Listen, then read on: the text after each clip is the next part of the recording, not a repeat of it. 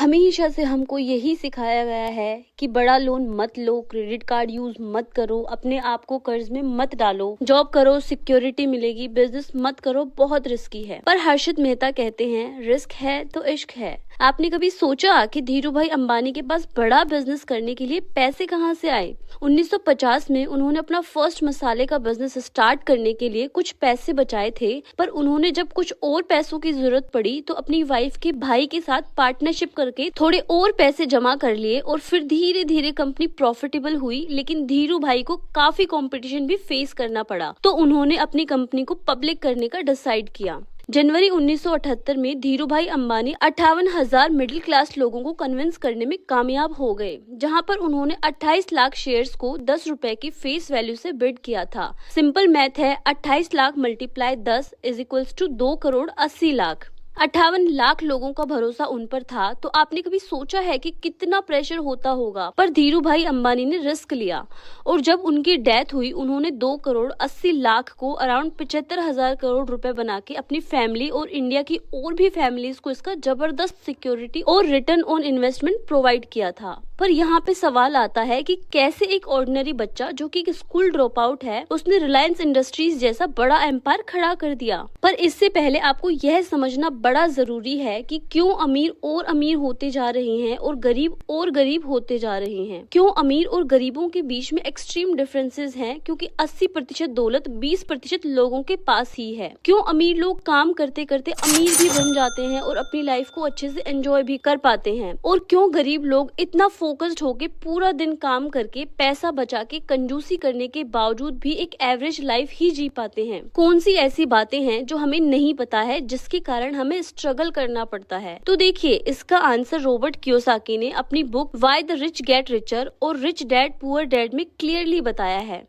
जिसको अगर अच्छे से समझ के आपने अपनी लाइफ में स्ट्रेटेजिकली अप्लाई किया तो आप भी अपनी ड्रीम लाइफ जी सकते हो। रॉबर्ट कियोसाकी के अकॉर्डिंग एक पुअर, मिडिल क्लास और एक रिच आदमी में सिर्फ एक चीज का डिफरेंस होता है, विच इज एजुकेशन। और एजुकेशन का मतलब फॉर्मल एजुकेशन नहीं, बल्कि फाइनेंशियल एजुकेशन। अमीरों के पास फाइनेंशियल एजुकेशन बहुत ज्यादा होती है, इसलिए फॉर्मल एजुकेशन से ज्यादा इम्पोर्टेंट फाइनेंशियल एजुकेशन को मानते हैं, क्योंकि यही वो एजुकेशन है जो उनको अमीर बनने में हेल्प करती है। व्हाई रिच गेट रिचर में रॉबर्ट कियोसाकी ने 3 मेजर लेसन्स पर फोकस करने की एडवाइस दी है: टैक्सेस, डेब्ट और फैंटम इनकम। पहले तीनों को समझते हैं। Number 1, tax. अमीर और गरीब के बीच में पैसों का मेजर डिफरेंस क्रिएट होता है टैक्स की वजह से। एक अमीर आदमी ज्यादा पैसे कमाने के बावजूद भी पुअर और मिडिल क्लास लोगों से कम टैक्स भरता है लीगली। अभी रिसेंटली एक रिच आदमी ने एक इंटरव्यू में बताया कि उन्हें 5 स्टार और 7 स्टार होटल में रहने का कोई शौक नहीं है, पर उनके फाइनेंशियल एडवाइजर्स कहते हैं कि ये सारे एक्सपेंसेस को वो ऑफिस खर्चे पे दिखाएंगे तो उन्हें टैक्स रिडक्शन में काफी हेल्प मिलेगी। इस बात में कोई दो राय नहीं है कि टैक्स गरीब और मिडिल क्लास लोगों का एक मेजर चंक ऑफ इनकम माना जाता है। यूएसए के एक सर्वे के अकॉर्डिंग टैक्स उनके खर्चों की लिस्ट में टॉप 3 में आते हैं, जो कि उनकी इनकम का 21% ले लेते हैं। इसलिए अमीर जानते हैं कि अगर इनकम का बड़ा पोर्शन गवर्नमेंट को दे दिया तो वो मिडिल क्लास और गरीबों वाली लाइफ जिएंगे। तो सिंपल है, बिजनेस के नाम पर एक्सपेंस दिखाओ और अपना टैक्स बचाओ, क्योंकि गवर्नमेंट भी बिजनेस पे टैक्स कट करके इंसेंटिव प्रोवाइड करती है। यानी अगर आप जॉब कर रहे हो तो गवर्नमेंट को कोई मतलब नहीं कि आपके बच्चों के स्कूल फीस गई है कि नहीं, आपके घर में खाना है कि नहीं। पहले टैक्स कट जाएगा आपके सैलरी से, फिर आपको सैलरी मिलेगी। वहीं अगर आप बिजनेस कर रहे हो तो आप बिजनेस के नाम पे बहुत सारे एक्सपेंसेस दिखा सकते हो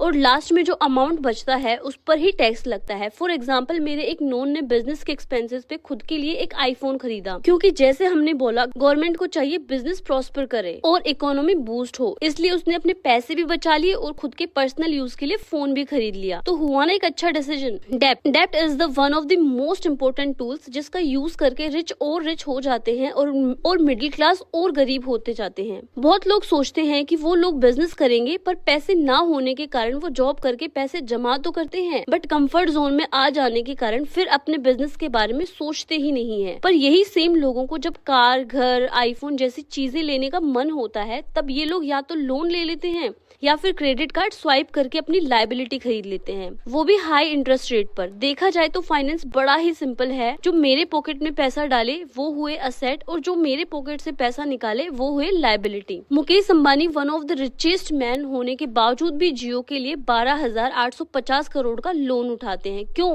धंधे के लिए। अब धंधे और डेप्ट में क्या रिलेशन? तो होता यूं है कि मिडिल क्लास लोग बैंक में अपने पैसे 4 से 5% के इंटरेस्ट पर रखते हैं और इन्हीं लोगों का पैसा एक रिच बिजनेसमैन 10 से 12% के इंटरेस्ट रेट पर एज ए लोन उठाता है। फिर वो धंधा करता है जिस पर वह 20 से 10% का प्रॉफिट कमाता है और फिर 10 से 12% का बैंक इंटरेस्ट क्लियर करता है और फिर बैंक नॉर्मल लोगों को एक मिनिमल इंटरेस्ट देकर पैसों को रोल कर देते हैं। मतलब वो अमीर इंसान ने लोगों का यूज करके पैसा कमाया। यहाँ पर एक सवाल जो आपके दिमाग में आएगा, बिजनेसमैन का बिजनेस फेल हो गया तो क्या होगा?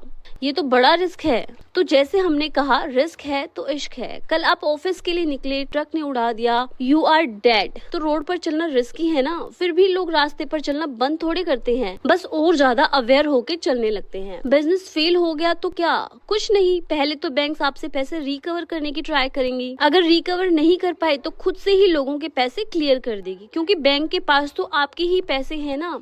और क्या आपको पता है वो पैसे बैंक को कौन देगा? गवर्नमेंट बैंक को पैसे देगी और रिकैपिटलाइजेशन अनाउंस करेगी। यहाँ पे बेसिकली आपसे और ज्यादा टैक्स लिया जाएगा और आपके ही पैसों से आपकी भरपाई होगी। है ना ये अजीब सी बात? इसलिए रॉबर्ट कियोसाकी कहते हैं कि फाइनेंशियल मास्टर्स को पैसे नहीं चाहिए पैसे बनाने के लिए। Number 3, Phantom income. Phantom income को इनविजिबल इनकम भी कहा जाता है। ऑथर कहते हैं कि फैंटम इनकम भूत की तरह है, होती तो है पर दिखती नहीं है। इस इनकम को एक ऐसा इंसान ही देख सकता है जिसके पास राइट फाइनेंशियल एजुकेशन है। फॉर एग्जाम्पल अज्यूम करते हैं कि एक नॉर्मल मिडिल क्लास आदमी को पीस ऑफ रियल स्टेट खरीदना है जिसका प्राइस 50 लाख है, तो वो खरीदने से पहले 20% का डाउन पेमेंट करना होगा और ये डाउन पेमेंट पे करने के लिए वो यूज करेगा अपनी वो इनकम जो टैक्स देने के बाद उसके पास बची है। वही एक अमीर इंसान खुद के पैसों से कभी रियल स्टेट नहीं खरीदेगा, वो बैंक से पैसे ले लेगा और रियल स्टेट खरीद लेगा और इस ट्रांजेक्शन में जो टैक्स कॉस्ट बचता है वही उसकी फैंटम इनकम है। ये वो इनकम है जिसके लिए वो अमीर इंसान को कोई काम नहीं करना पड़ा। फैंटम इनकम को यूज करने के लिए उसको दूसरों के पैसों को खुद के फायदे के लिए यूज करना पड़ेगा। बड़े से बड़े सोफिस्टिकेटेड इन्वेस्टर्स पैसे बोरो करते हैं प्रॉपर्टी खरीदने के लिए,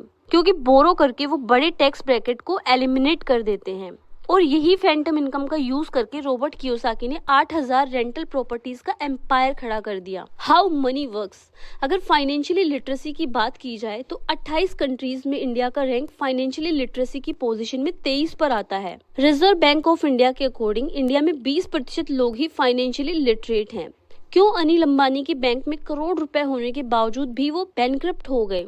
क्यों माइक टाइसन जिन्होंने अपनी अर्ली करियर में हद से ज्यादा पैसे कमाए वो कुछ टाइम के बाद बैंकक्रप्ट हो गए? बात पैसों की नहीं है, बात उन्हें ढंग से मैनेज करने की है। चाय सुट्टा बार के ओनर अनुभव दुबे कोई प्रिविलेज बैकग्राउंड से नहीं आते थे, फिर भी उन्होंने 400 आउटलेट खोले, 150 करोड़ का रेवेन्यू जनरेट किया, वो भी बिना किसी फंडिंग के, ओनली एंड ओनली बूटस्ट्रैपिंग के बेस पर। और यह कोई रॉकेट साइंस नहीं है। आपको बजटिंग पे ध्यान देना है, इनकम का 20% इन्वेस्ट करना है, हेल्थ के लिए इंश्योरेंस करवाना है और बुढ़ापे, बच्चों की शादी और एजुकेशन के लिए प्लान करना है। It's not how much money you make but how much money you keep, how hard it works for you and how many generation you keep it for. Robert Kiyosaki. Most people will suffer but India will conquer. आने वाले सालों में बहुत सारे लोग financial struggle करने वाले हैं, लेकिन इंडिया के लिए बहुत अच्छी अपॉर्चुनिटीज आने वाली हैं। ऑथर कहते हैं कि वेस्ट बूढ़ा हो रहा है। यहाँ मोस्टली बात कर रहे हैं कनाडा, यूएस और यूरोप की, क्योंकि उनके एम्प्लॉइज की एज काफी ओल्ड हो चुकी है। 2 रीजंस की वजह से वेस्ट काफी स्ट्रगल कर सकता है। और कंट्रीज जैसे कि इंडिया, वियतनाम, चीन और अमीर होने वाले हैं आने वाले कुछ समय में। पहला रीजन है ग्लोबलाइजेशन। जैसे कि आपको पता है कि वर्ल्ड इकोनॉमी काफी ग्लोबल हो चुकी है और कंपनी डेफिनेटली वैसे ही कंट्रीज को चूज कर रही हैं